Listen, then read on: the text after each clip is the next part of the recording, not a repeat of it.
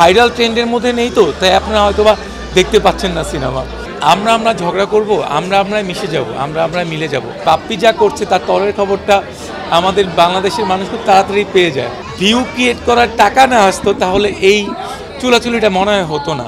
ইন্ডাস্ট্রিতে ব্যবহার করতে পারছে না, এটা আসলে ভুল। ইন্ডাস্ট্রি তো আমাকে ব্যবহার করছে, তাই আমি 37টি সিনেমা রিলিজ দিয়ে ফেলেছি এবং 37টি সিনেমার মধ্যে আমি একবিংশ বলতে গেলে আমি 75% সিনেমার টাকা আমার প্রডিউসারকে ফেরত দিয়েছি উইথ লভ্যাংশ। সো বাণিজ্যিক সিনেমার ক্ষেত্রে আমাকে ব্যবহার করা হচ্ছে। হ্যাঁ, আমি একটু কম কাজ করছি, এর কারণ হচ্ছে গল্প বুঝে কাজ করার সময় হয়েছে এখন।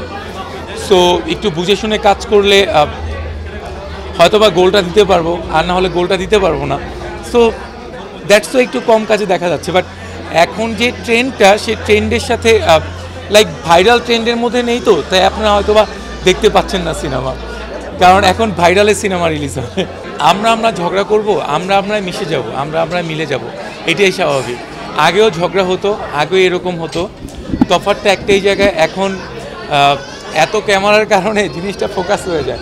এবং আরেকটা জিনিস, সোশ্যাল মিডিয়া মানুষকে অনেক বেশি ইজি করে দিয়েছে আমার কাছে মনে হয়। আগে বাপ্পিকে খুঁজতে হতো পত্রিকার কোনো একটা পেজে অথবা কোনো একটা টিভি চ্যানেলে যদি আসে, আর নয় হলে।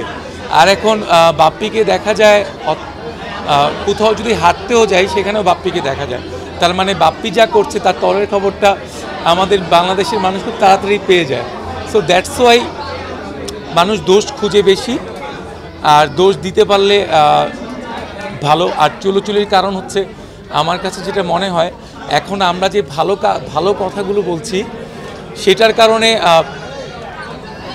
দর্শক দেখছে না, দর্শক দেখছে ওই শালায় খারাপ, এইটা শুনলে দর্শক বেশি দেখছে। আর আপনারা যারা আছেন আমাদের press media or freelancer media, সবার একই কাজ, কে কত বাজে কথা বলবে সেটাকে আসলে আমরা অন্যরকমভাবে প্রেজেন্ট করে একটা ভিউ ক্রিয়েট করব। ভিউ করলে একটা টাকা আসবে আমাদের। যদি এই ভিউ ক্রিয়েট করার টাকা না আসতো তাহলে এই চুলাচুলিটা মনে হয় হতো না। অ্যাওয়ার্ড যদি বন্ধ করতে হয়, আসলে সবগুলোই বন্ধ করে দেওয়া উচিত। এখন আপনি যেই অ্যাওয়ার্ডের সিস্টেম শুরু হয়েছে, আমি এটার সাথে অনেকটা পরিচিত নই, কারণ আমি অনেক কম অ্যাটেন্ড করি এগুলো। সো যখন দেখি যে অ্যাওয়ার্ডটা অথেন্টিক এবং অ্যাওয়ার্ডটা ভালো একটা প্লেসে দেয়া হচ্ছে, ভালো একটা প্লেস বলতে হচ্ছে আমার প্লেসটা, যেটা আমি ডিজার্ভ করি, সেটার জন্য আমি পাচ্ছি, সেই অ্যাওয়ার্ডটা আমার কাছে ভালো মনে হয়। এবং অ্যাওয়ার্ডটা যদি হয় তারকাবহুল এবং অ্যাওয়ার্ড যদি হয় জাজমেন্টটা প্রপার, তাহলে সেই অ্যাওয়ার্ডটা ভালো।